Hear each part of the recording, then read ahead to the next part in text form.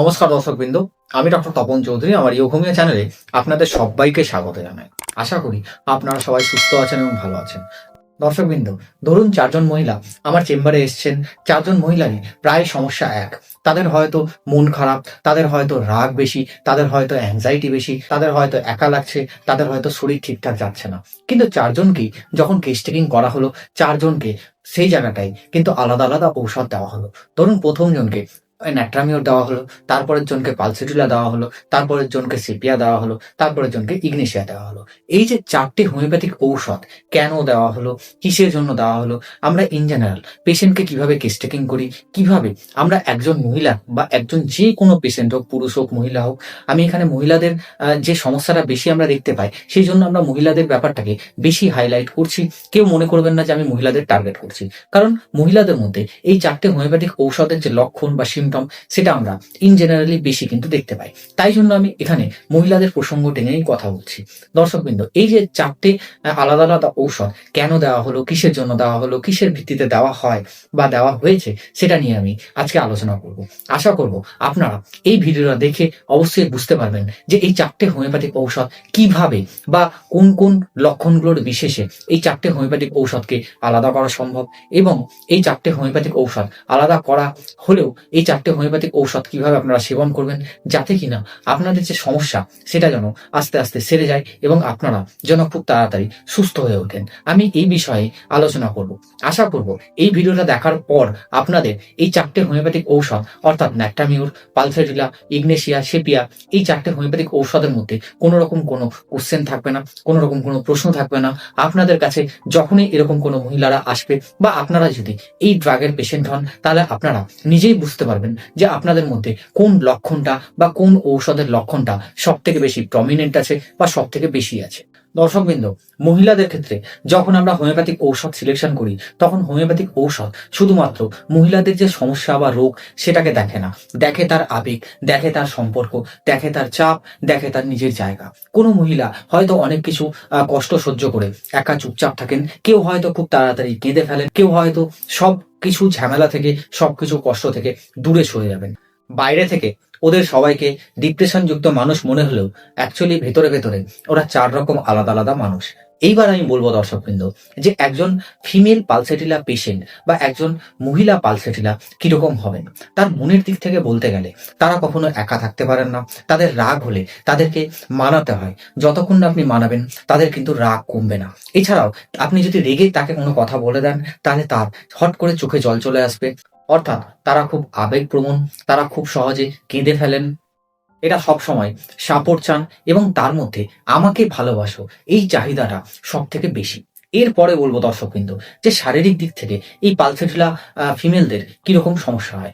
শারীরিক দিক থেকে আমরা যেটা দেখতে পাই সেটা হলো দর্শকবৃন্দ, পিরিয়ড অনিয়মিত হয়, এছাড়াও তাদের সাদা স্রাবের সমস্যা থাকতে পারে, এছাড়াও তারা কিন্তু ঠান্ডা সহ্য করতে পারেন না বা তাদের খুব অল্পতেই ঠান্ডা লেগে যায়, এছাড়াও তাদের হরমোনজনিত সমস্যা থাকে, কিন্তু তাদের ফ্রেশ এয়ার খুব বেশি ভালো লাগে।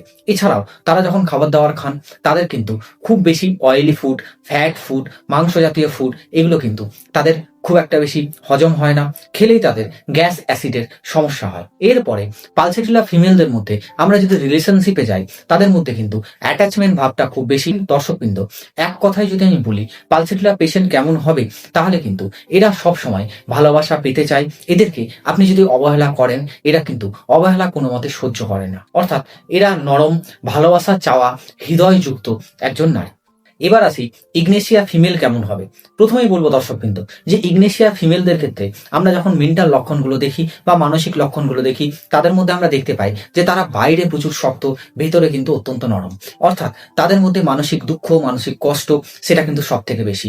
তাদের মধ্যে মুড সুইং যে ব্যাপারটা সেটা কিন্তু সব থেকে বেশি, অর্থাৎ কখনো তিনি হাসছেন, কখনো তিনি কাঁদছেন, হয়তো তিনি একজনকে ভালোবাসছেন, সেই ভালোবাসাটাই আস্তে আস্তে ঘৃণাতে পরিণত হয়েছে, কিন্তু তিনি তাকেই মন দিয়ে ভালোবাসেন এবং তারই কথা ভাবেন, তাকে ভেবেই কিন্তু তিনি মানসিক কষ্ট, মানসিক দুঃখ এগুলো কিন্তু পেয়ে থাকেন। এছাড়াও দর্শকবৃন্দ, যাদের ক্ষেত্রে মানসিক আঘাতের ফলে কোনো সমস্যা হয় বা কোনো রকম কোনো হার্ট ব্রেক হলো বা হৃদয় ভাঙলো, তার ফলে তার কোনো সমস্যা হলো, শারীরিক সমস্যা হলো, তাদের ক্ষেত্রে ইগনেশিয়া যে হোমিওপ্যাথিক মেডিসিনটা আছে এটা কিন্তু খুব ভালো রকম কাজ করে।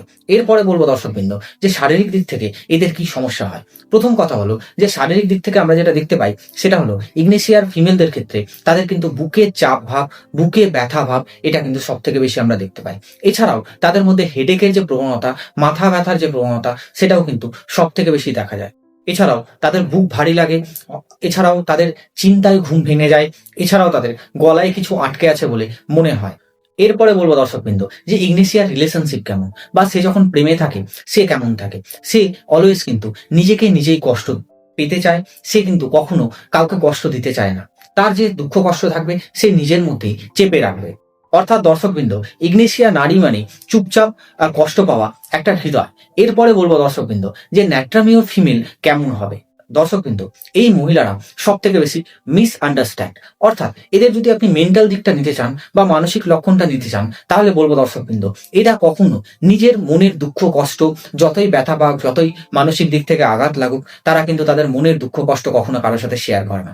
এরা চুপচাপ একা থাকতে চায়, একাই কাঁদবে তারা, এবং তার সাথে তার মধ্যে যে বিভিন্ন রকমের যে চিন্তা ভাবনাগুলো, সে যখন একা থাকবে সে তখন চিন্তা ভাবনা করবে। তাদের মধ্যে হুটহাট রাগ হয়ে যাওয়া, বা হয়তো আপনি কোনো কথা বললেন তাকে, তার কিন্তু কথায় কথায় রেগে যাওয়ার যে প্রবণতা সেটা কিন্তু সব থেকে বেশি দেখতে পাওয়া যায়। এরা অতীত কখনো ভুলতে পারে না।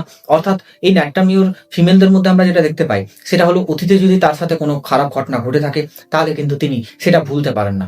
এরা বাইরে থেকে এদেরকে মনে হয় শান্ত, কিন্তু ভেতরে ভেতরে এদের মনের মধ্যে একটা সুনামি চলে বা ঝড় চলে। এরপরে বলবো দর্শকবৃন্দ যে এই ন্যাট্রামিওর মহিলাদের মধ্যে শারীরিক কি কি সমস্যা দেখা দেয়। এদের মধ্যে মাথা ব্যথা হওয়ার সমস্যা, এদের মধ্যে ঘুম ঠিকঠাক না হওয়ার সমস্যা বা অনিদ্রার সমস্যা, এর সাথে এদের মধ্যে খুব বেশি ঠান্ডা লেগে যায়, অর্থাৎ এরা ঠান্ডা সহ্য করতে পারে না। এছাড়াও এদের বিভিন্ন রকমের পেটের সমস্যাও আমরা দেখতে পাই। এরপরে বলবো দর্শকবৃন্দ ন্যাট্রামিওর মহিলাদের রিলেশনশিপ। এদের মধ্যে দেখা যায় যে এরা কাউকে খুব সহজে বিশ্বাস করে না, বিশ্বাস হতেও গেলে সেটা কিন্তু অনেকটা টাইম লাগে, এবং এদের যখন কষ্ট হয় বা কেউ হয়তো এর মানসিক আঘাত করলো বা কিছু করলো, এরা কিন্তু সেটা সহ্য করবে এবং চুপচাপ হয়ে যাবে। অর্থাৎ দর্শকবৃন্দ ন্যাট্রামিওর নারী মানেই চুপচাপ, নিজের কষ্ট নিজেই বহন করা। এরপরে বলবো দর্শকবৃন্দ যে একজন সেপিয়া ফিমেল কেমন হবে। এই মহিলারা সব থেকে বেশি ক্লান্ত। এদের যদি মানসিক লক্ষণ বলি তাহলে কিন্তু এদের মধ্যে দেখা যায় যে এরা কিন্তু বিভিন্ন কাজে এদের কিন্তু বিরক্তি ভাব আসে। এরা একা থাকতে চায়, এদের কোনো কিছুই ভালো লাগে না, সংসার, ফ্যামিলি, হাজবেন্ড কিছুই কিন্তু এদের ভালো লাগে না। এদের মধ্যে যে রাগ হওয়ার প্রবণতা সেটাও কিন্তু সব থেকে বেশি দেখতে পাওয়া যায়। তবে এদের মধ্যে রাগের থেকে বিরক্তির যে প্রবণতা সেটা সব থেকে বেশি দেখতে পাওয়া যায়। এছাড়াও এরা একটা জিনিস নিয়ে অলওয়েজলি ভাবতে থাকে। এছাড়াও এদের মনে হয় যে এদেরকে হয়তো আগের মতো কেউ ভালোবাসে না। এরপরে বলবো দর্শকবৃন্দ যে এই সেপিয়া ফিমেলদের মধ্যে আমরা কি কি শারীরিক যে সমস্যা সেটা দেখতে পাই। প্রথম কথা হলো এদের মধ্যে কিন্তু হরমোনাল ইমব্যালেন্স হওয়ার যে সমস্যাটা, অর্থাৎ হরমোন ওঠানামা করার যে সমস্যাটা সেটাও কিন্তু সব থেকে বেশি দেখতে পাওয়া যায়। এদের মধ্যে মানসিক ক্লান্তি, শারীরিক ক্লান্তি এটাও কিন্তু সব থেকে বেশি দেখতে পাওয়া যায়। এছাড়াও এদের শরীর ভারী লাগে, এছাড়াও পিরিয়ডের সমস্যা, এছাড়াও আদার্স রকমের সমস্যাও কিন্তু আমরা এদের মধ্যে প্রচুর পরিমাণে দেখতে পাই। এরপরে বলবো দর্শকবৃন্দ যে একটা সেপিয়া ফিমেল যখন রিলেশনশিপে থাকবে তখন তার মেন্টালিটি কেমন হবে। এদের মনে হয় যে এদেরকে কেউ ভালোবাসে না, বা ভালোবাসাটা এদের জন্য আস্তে আস্তে কমে যাচ্ছে। এবং নেক্সটলি আমরা যেটা দেখতে পাই এরা যখন কোনো দায়িত্বের মধ্যে থাকে তখন এদের প্রচুর পরিমাণে ক্লান্তি হয়। অর্থাৎ আপনি বুঝতেই পারছেন যে সেপিয়া মানে নিজেকে ভুলে যাওয়া একটা নারী। এরপরে দর্শকবৃন্দ কিছু সিমটম নিয়ে বা কিছু মানসিক লক্ষণ নিয়ে আমি ডাইরেক্ট কম্পারিজন করব, সেটা ইগনেশিয়ার সাথে, পালসেটিলার সাথে, সেপিয়ার সাথে এবং ন্যাট্রামিওরের সাথে। ধরুন কোনো পেশেন্টের কান্না পাচ্ছে, তাহলে পালসেটিলার পেশেন্ট কি করবে, হঠাৎ করে প্রকাশ্যে কেঁদে ফেলবে। যদি সেটা ইগনেশিয়ার পেশেন্ট হয় তাহলে কিন্তু হঠাৎ করে কাঁদবে, যখন মনে পড়লো তখন সে কাঁদলো।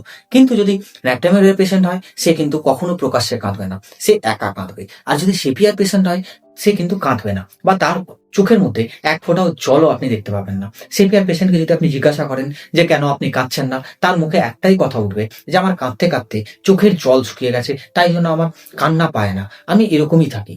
এরপরে বলবো দর্শকবৃন্দ একা থাকা। যদি আপনি কোনো পালসেটিলা পেশেন্টকে জিজ্ঞাসা করেন সে বলবে আমি একা থাকতে পারি না। যদি আপনি কোনো ইগনেশিয়া পেশেন্টকে জিজ্ঞাসা করেন সে কিন্তু একা থাকতে চায় না।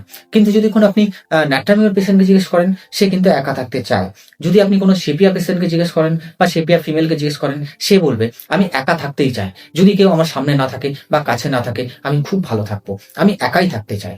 এরপরে বলবো দর্শকবৃন্দ যে কোনো রিলেশন যদি হয়, এই চারটে হোমিওপ্যাথিক ঔষধের মেন্টাল কি হবে। যদি রিলেশনে দেখি, পালসেটিলা কি করবে, রিলেশনটাকে বাঁচিয়ে রাখবে, আঁকড়ে ধরে রাখবে।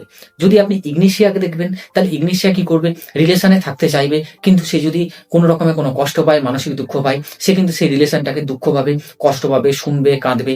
যদি কোনো ন্যাট্রামিওর পেশেন্টকে জিজ্ঞেস করেন তার রিলেশন কেমন বা সে রিলেশনে আছে কিনা, সে কিন্তু রিলেশন থেকে অনেকটা দূরে থাকবে। তার কারণটা হলো তার মধ্যে যে পালসেটিলার স্টেজ বা ইনিশিয়াল স্টেজ সেটা পেরিয়ে গেছে। তাই জন্যই তার এই সব রিলেশনশিপ থেকে তার মনের মধ্যে একটা বিরক্তি ভাব এসছে। তারপর থেকেই বা সে ঘৃণা করছে রিলেশনশিপ থেকে, তারপর থেকে সে কিন্তু দূরে থাকছে বা দূরত্ব বজায় রাখছে। যদি আপনি কোনো সেপিয়া পেশেন্টকে জিজ্ঞেস করেন তার রিলেশন কিরকম, সে কিন্তু এই রিলেশনের ব্যাপারটাই প্রচুর বিরক্ত, এবং এতটাই বিরক্ত যদি আপনি কোনো রিলেশনের কথাটা আপনি জিজ্ঞেস করবেন, রিলেশনের ম্যাটারটা নিয়ে তার মধ্যে ক্ষোভ, দুঃখ এগুলো বা মনের কষ্ট এগুলো কিন্তু ঝরঝরিয়ে বেরিয়ে আসবে। এরপরে বলবো দর্শকবৃন্দ, যদি আপনি কোনো পেশেন্টকে জিজ্ঞাসা করেন যে আপনার মানসিক শক্তি কিরকম, পালসেটিলা পেশেন্টের মানসিক শক্তি খুব নরম, অর্থাৎ সে প্রচুর আবেগপ্রবণ। যদি কোনো আপনি ইগনিশিয়ার পেশেন্টের মানসিক শক্তি দেখেন, তার কিন্তু মানসিক শক্তি অনেকটা ভাঙা, অর্থাৎ সে মেন্টাল দিক থেকে অনেকটা ভেঙে গেছে, ভেঙে পড়েছে। যদি কোনো আপনি ন্যাট্রামিওরকে জিজ্ঞেস করেন বা ন্যাট্রামিওর পেশেন্টকে জিজ্ঞেস করেন, তার মানসিক শক্তিটা অনেকটা নিয়ন্ত্রিত বা সে নিয়ন্ত্রণ করতে পেরেছে বা পারছে। যদি আপনি কোনো সেপিয়া পেশেন্টকে জিজ্ঞেস করেন যে আপনার মানসিক শক্তি কিরকম, সে কিন্তু সেই বিষয়ে বা মানসিক শক্তি, শারীরিক শক্তি সেটাতে কিন্তু সে প্রচুর পরিমাণে ক্লান্ত। তাহলে দর্শকবৃন্দ বুঝতেই পারছেন যে চারজন মানুষ একদমই আলাদা।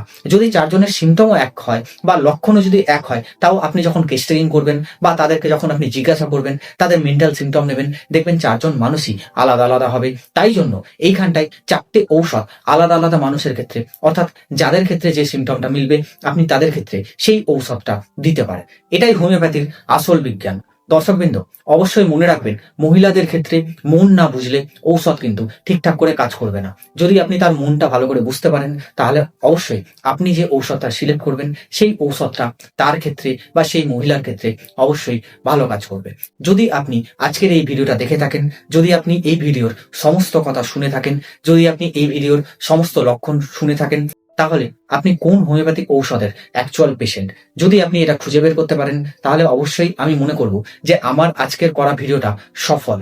এবং আপনি কমেন্টে অবশ্যই জানিয়ে যাবেন আপনি কোন টাইপ, আপনি ইগনিশিয়া টাইপ না আপনি পালসেটিলা টাইপ, আপনি ন্যাট্রামিওর টাইপ না আপনি সেপিয়া টাইপ। আশা করবো দর্শকবৃন্দ আজকের যে আলোচনা আপনার খুব ভালো লেগেছে এবং উপকারে আসবে। যদি ভালো লাগে বা উপকারে আসে, অবশ্যই ভিডিওটা লাইক, কমেন্ট এবং শেয়ার করবেন। যদি আপনি এই চ্যানেলে নতুন হন, অবশ্যই চ্যানেলটা সাবস্ক্রাইব করে পাশে থাকা বেল আইকনটা প্রেস করে দেবেন, যাতে কিনা যখনই আমি এরকম ইনফরমেটিভ কিছু আপলোড দেবো তখনই যেন আপনার কাছে দ্রুতই নোটিফিকেশনটা পৌঁছে যায়। ভালো থাকুন, সুস্থ থাকুন, দেখতে থাকুন ইয়োগ হোমিও চ্যানেল। আজকের মতো ধন্যবাদ, নমস্কার।